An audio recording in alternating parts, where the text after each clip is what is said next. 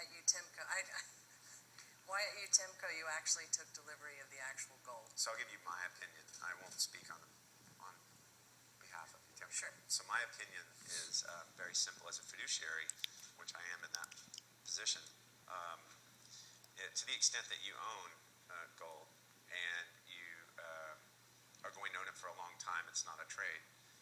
It costs us about 90 basis points a year to roll it through financial futures contracts. And then we went and looked at the COMEX. So the COMEX at the time had about $80 billion of open interest between futures and futures options.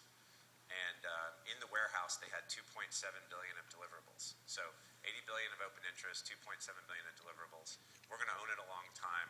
You're on the board. You're a fiduciary. What do you do? Like, that's an easy one. You go get it.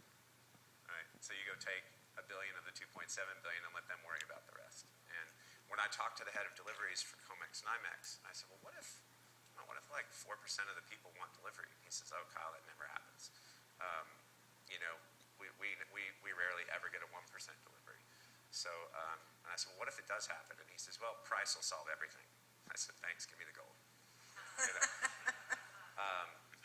And then what was interesting was we conducted an audit of the delivery.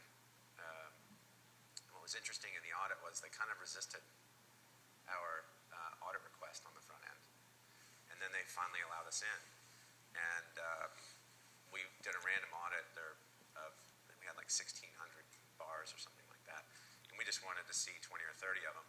And they were all over the place in different venues, and the ball they weren't segregated. So yeah, it's an interesting concept. But what I'm saying is the exchange is a fractional reserve exchange, and they think price will solve everything.